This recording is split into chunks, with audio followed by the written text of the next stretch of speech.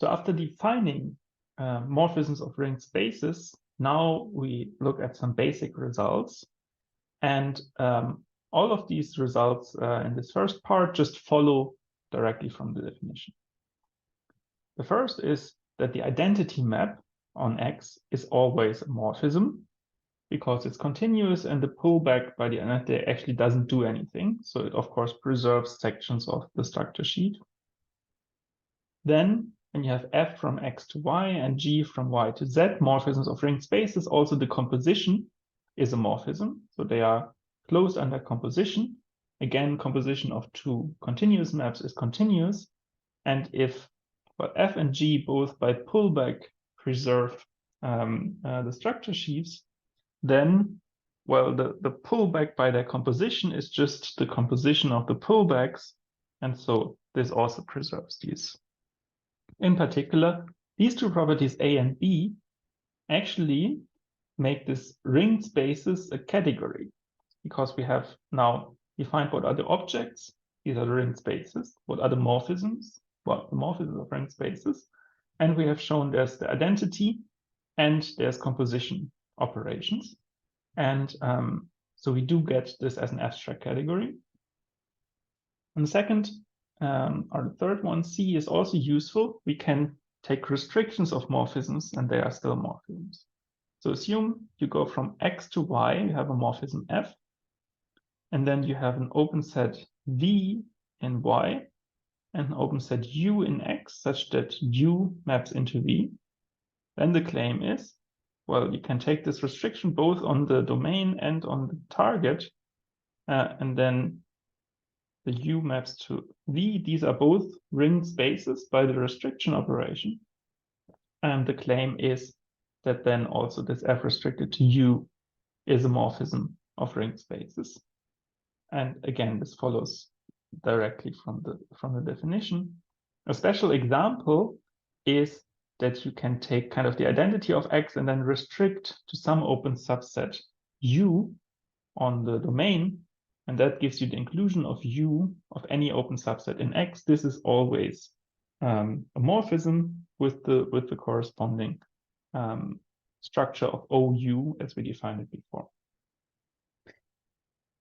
A subtle exercise, and now we did formally define this category of ring spaces, and now we can make precise what I mentioned in the last video, namely the definition of isomorphism that we had given above, namely it's a bijection such that the inverse is also a morphism. This is the same thing as being an isomorphism in the category ring spaces. So that's, I mean, it's not a super important exercise, but it is an exercise which forces you to really think very carefully about what are the definitions on both sides. So it might be useful. And next, a kind of important property of these morphisms is that you can check being a morphism on an open cover. So in other words, instead of starting with a morphism and restricting it to open subsets, as we have done, and this was very easy, we can also start with an open cover of X and morphisms from each part UI to X and glue them together, essentially. And this is the following.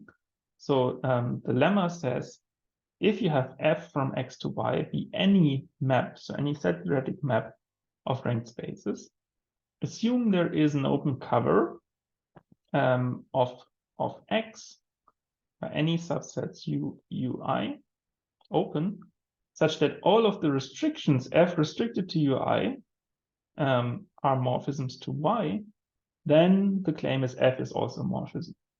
And this can, of course, be very useful. Often it's easier to check something on a cover than to immediately check it on the entire thing X. And for proving this, we just have to check the two properties of morphisms. Namely, the first is that F is continuous. And here, I mean, maybe you still know this lemma from topology. Being continuous can be checked on an open cover of the domain. Let's just see how the proof went. So if V inside Y is open, we need to show its preimage is open. But this preimage here well, X is covered. X is the union of the UI, so we can just intersect this here with the union of the UI and then draw this intersection in. So this here is covered by all of these sets. But now UI intersected with this pre-image is just the same thing as first restricting F to UI and then taking the pre-image. But we know by assumption, this is a morphism, so this is continuous, and so this pre-image is also continuous. And then we have now written F inverse of V as a union of open sets, and so it's still open in X. So that part was not super hard, and that's basically the result from topology. And then what about pulling back these sections? So here we are going to use the sheaf axioms. So to show that F pulls back sections of OY to sections of OX, well, we give ourselves a section of OY, so we give ourselves an open subset of Y and phi, a section there of the structure sheaf. Then, well, now we have this pullback. This is defined on F inverse of V. And well, we had this cover of F inverse of V. So let's go to an element of this cover. Then on there, we can again do this kind of switch. We can first restrict F to here, and then pull back phi. And since this is a morphism, because it's a restriction of the morphism F restricted to UI, so we go to an even kind of smaller thing. So that's a subtle point here. We use this third property above. But anyway, so we can conclude this is a morphism. And so if you pull back, then we get a section on this part of the open cover. And so now we have that OX is a sheaf, and on this open cover, we have elements of the sections of this sheaf, and they agree on overlaps because, well, everything, again, we have these kind of support wheels, everything sits inside the functions from X to K, or from open subsets of X to K. And so all of these functions, of course, coincide.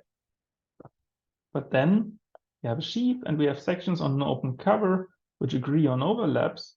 So by the gluing property of sheaves, there is some section psi on this OX of all of F inverse of V, which has the right restrictions, namely these things here, on this open cover of F inverse of V.